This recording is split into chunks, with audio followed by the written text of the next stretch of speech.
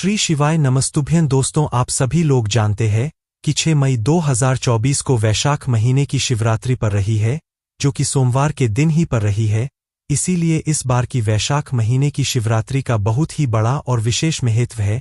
इसलिए आप लोगों को इस दिन 7 लोट जल वाला उपाय जरूर करना चाहिए, जिससे कि आपकी सारी मनोकामनाएं पूर्ण होती है, आपकी सारी दुख और परेशानियां भी दूर होती है, और आप जो चाहते हैं इस उपाय को करने के बाद आपको वह मिलता है। जी, मनोकामना के लिए अपने सारे उपाय करके देख लिए हो, सारे व्रत भी करके देख लिए हो, पर जब भी आपकी वह मनोकामना पूर्ण ना हो रही हो तो आप लोगों को यह वाला उपाय इस सोमवार के दिन जरूर कर लेना चाहिए, क्योंकि इस वाले उपाय को करने से आपकी जो भी मनोकामना होगी वह पूर्ण बहुत ही जल्दी पूरी हो जाएगी। तो चलिए दोस्तों, इस 7 लौटे जल वाले उपाय को हम समझते हैं कि आखिर इस उपाय को करना किसको है, किस समय करना है और कहां पर करना है।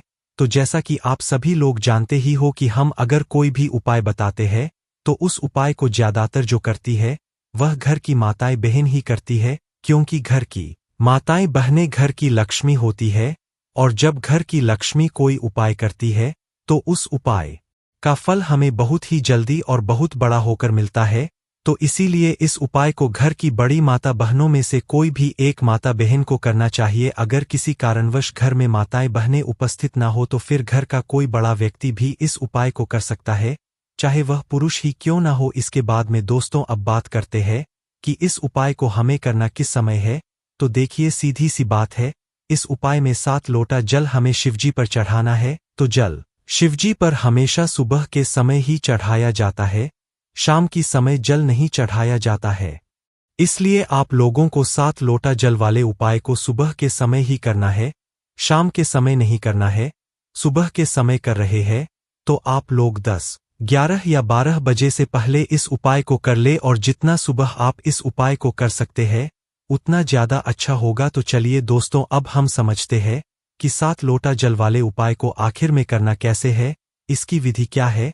तो देखिए, उपाय के नाम में ही आप लोगों को समझ आ रहा होगा कि इस उपाय में हमें 7 लोटा जल की आवश्यकता होगी। पर दोस्तों, यह जो 7 लोटा जल है ये हम लेंगे कहाँ से एक साथ? तो हम अपने हाथ में ये 7 लोटा जल लेकर नहीं जा सकते। तो दोस्तों, इसके लिए आप लोग अपने साथ में कोई ऐसा पात्र रखें इसके अंदर 7 लोटा जल बन जाए। कहने का मतलब है कि कोई एक बाल्टी रख ले, अच्छी वाली शुद्ध वाली। उस बाल्टी के अंदर आप इतना जल भर ले कि वह आपका 7 लोटा जल हो जाए है ना। उस बाल्टी के साथ में उस बाल्टी भर के मतलब उसे तैयार करके अपने साथ में खाली लोटा भी आप लोग रख सकते हो। वह खाली लोटा आप चाहो तो भरकर भी रख सकते हो, मतलब एक लोटा आप अपने साथ में लेकर जाओ। बाकी का 6 लोटा जो जल है वो आप अपनी बाल्टी में या किसी भी एक पात्र में तैयार करके लेकर जाओ, ताकि आप लोग अपना उपाय पूरा कर सको। ठीक है, देखो यह 7 लोटा जल तो आप लोग तैयार कर लोगे, पर इसके साथ में आपको रखनी है एक बेलपत्री भी। अब ऐसा प्रश्न मत करना कि भाई यह बेलपत्र ना मिले तो हम क्या करें। देखो, आपको अपने ही तरफ से इस बेलपत्र को लेकर जाना पड़ेगा। अगर आप लोग इस वाले उपाय को कर रहे हो तो क्या करना है, इस उपाय में हमें सिर्फ 2 चीजों की यह आवश्यकता होगी। सबसे पहली चीज 7 लोटा जल, जो कि हमने आपको बता ही दिया है कैसे आपको अपने साथ में रखना है। इसके साथ में दूसरी चीज है वह है दोष।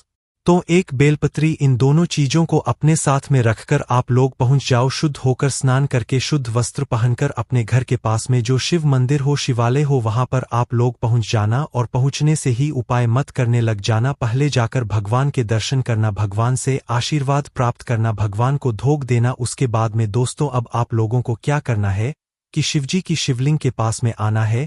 अब शिवलिंग के पास में आने के बाद आपको जल नहीं चढ़ाना है, पहले आपको अपनी वह बेलपत्र निकालना है जो आप अपने साथ पर लेकर आए हुए हो। ठीक है, तो उसे बेलपत्र का करना क्या है। तो देखो, सबसे पहले आप अपनी उसे बेलपत्र को निकाल लो। उस बेलपत्र को निकालने के बाद इस बेलपत्र को आपको सबसे पहले माता अशोक सुंदरी जी वाले स्थान पर समर्पित करना है।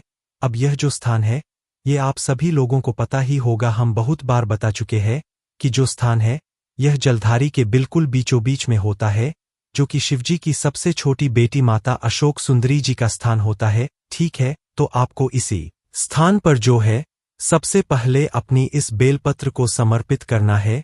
इस बेलपत्र को यहाँ पर आप कुछ इस प्रकार से समर्पित करोगे कि इस बेलपत्र की डंडी का जो मुख होगा यह जलधारी की तरफ होगा जहाँ से जल बहता है और नीचे गिरता है, और बीच वाली बड़ी पत्ती का मुख शिवलिंग की तरफ होगा। इस तरीके से आपको इस बेलपत्र को माता अशोक सुंदरी वाले स्थान पर समर्पित कर देना है।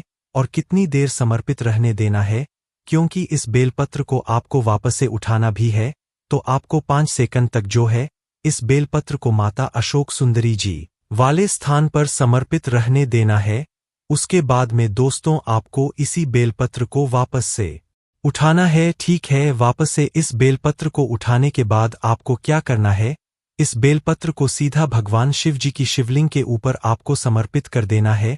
पर जिस तरीके से अपने माता अशोक सुंदरी वाले स्थान पर इस बेलपत्र को तरीके से समर्पित किया था, उसी तरह से आप लोगों को इस बेलपत्र को आप शिवलिंग के ऊपर भी कुछ अलग तरीके से समर्पित करना है। जब आप इस बेलपत्र को शिवलिंग के ऊपर समर्पित करेंगे तो इस बात का आपको ध्यान रखना है कि इस बेलपत्र की डंडी का मुख आपकी विपरीत दिशा में होना चाहिए। मतलब आप जिस तरफ से बैठकर इस बेलपत्र को शिवलिंग के ऊपर चढ़ा रहे हो, आपके सामने वाली दिशा की तरफ ही इस बेलपत्र की डंडी का मुख होना चाहिए। मतलब इस बेलपत्र की बीच वाली बड़ी पत्ती का मुख आपकी तरफ होना चाहिए। इस प्रकार से आपको इस बेलपत्र को शिवलिंग के ऊपर चढ़ाना है। ठीक है दोस्तों, यह जो बेलपत्र है यह एक ही बिलपत्र है, 2 बिलपत्र नहीं लानी है।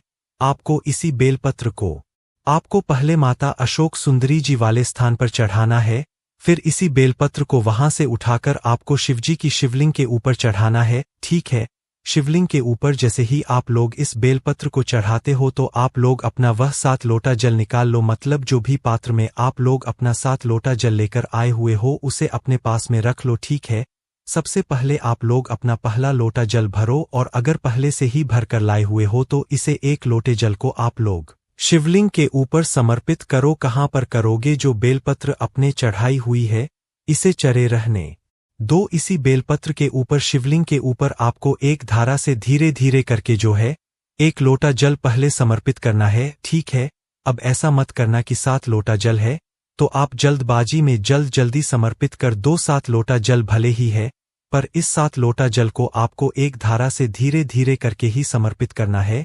तो अपना पहला लोटा जल भर ले और उसे शिवलिंग के ऊपर इसी बेलपत्र के ऊपर एक धारा से धीरे धीरे करके समर्पित कर देना। ठीक है, और भगवान शिव जी के नाम का जाप भी करते रहना साथ में। इसके बाद में दोस्तों दूसरा लोटा जल भर, फिर तीसरा लोटा जल भरो, फिर चौथा, फिर 5वां, फिर 6वां और फिर 60वां लोटा जल है ना। इस तरीके से आपको ये 7 लोटा जल अपनी ही बाल्टी में से भर भर के शिवजी की शिवलिंग के ऊपर इसी बिलपत्र के ऊपर एक धारा से धीरे धीरे करके आपको समर्पित करते जाना है। ठीक है, जैसे आपका 7 लोटा जल चढ़ जाए उसके बाद में आपको शिवलिंग के पास में बैठना है। 2 मिनट बैठो, 5 मिनट बैठो, उसके बाद में भगवान के नाम का जाप करना है। आपकी जो भी मनोकामना हो उस मनोकामना के लिए आपको भगवान से प्रार्थना करना है, विनती करना है। अपनी मनोकामना जरूर बोलना अपने 7 लोटा जल को चढ़ाने के बाद है ना। अब दोस्तों जो अगली बात आती है, क्या यह उपाय यहाँ पर पूरा हो गया? नहीं, अभी उपाय पूरा नहीं हुआ है। 7 लोटा जल चढ़ाने के बाद भगवान से अपनी मनोकामना बोलने के बाद विनती करने के बाद आपको जो है इस बेलपत्र को शिवलिंग के ऊपर से उठा लेना है। भगवान से मतलब आशीर्वाद को लेते हुए, भगवान से प्रार्थना करते हुए। ठीक है, इस बेलपत्र को आप शिवलिंग के ऊपर से उठाकर इस बेलपत्र को सीधा अपने घर पर लेकर आ जाओ है ना। इस बेलपत्र को जैसे ही आप लोग अपने घर पर लेकर आ जाते हो, अब आपको करना क्या है, इस बेलपत्र को भगवान का आशीर्वाद स्वरूप समझकर इसको अपने घर में रखना है, पर हमेशा के लिए नहीं रखना है। दोस्तों इस बेलपत्र को आप लोगों को अपने घर में या तो 11 दिन रखना है या तो 21 दिन रखना है। अब यह आपके ऊपर है कि आप इस बेलपत्र को अपने घर में कितने दिन तक रखना चाहते हैं। आप चाहे तो 11 दिन भी रख सकते हैं, आप चाहे तो 21 दिन भी रख सकते हैं। अब दोस्तों जैसे ही 11 दिन हो जाते हैं या 21 दिन हो जाते हैं तो इसके बाद इस बेलपत्र का क्या करना है। तो देखो 11 दिन हो गए या 21 दिन हो गए, जितने भी दिन के लिए अपने इस बेलपत्र को अपने घर में रखा हुआ होगा, तो भाई इस बेलपत्र को अब अपने घर से भी उठाना है आप लोगों को, और किसी भी ऐसी जगह पर जाना है जहां पर जल बह रहा हो। मतलब किसी भी पवित्र नदी के जल में आपको जाना है। वह बहता हुआ जल हो, थमा हुआ ना हो, उस बहते हुए जल के पास जाना है। और इस बेलपत्र को अपने उस बहते हुए जल में प्रवाहित कर देना, समर्पित कर देना है। और जैसी आप लोग इस बेलपत्र को इस बहते हुए जल में प्रवाहित कर दे, समर्पित कर दे, भगवान से अपनी एक और बार प्रार्थना बोल देना, अपनी मनोकामना बोल देना। वैसे दोस्तों, आपकी मनोकामना उस दिन से ही शुरू हो जाएगी जिस दिन से अपने इस उपाय को किया होगा, और जिस दिन आप इस बेलपत्र को मतलब बहते हुए जल में प्रवाहित करेंगे, उसे दिन तक हो सकता है आपकी मनोकामना भी पूर्ण हो जाए, पर थोड़ा बहुत देर भी हो सकती है। पर आप लोग उपाय को पूरे मन और पूरे विश्वास से कीजिएगा, आपकी जो भी मनोकामना होगी वह पूर्ण जरूर होगी। दोस्तों, यहाँ पर यह वाला उपाय पूरा हो जाता है। श्री शिवाय नमस्ते।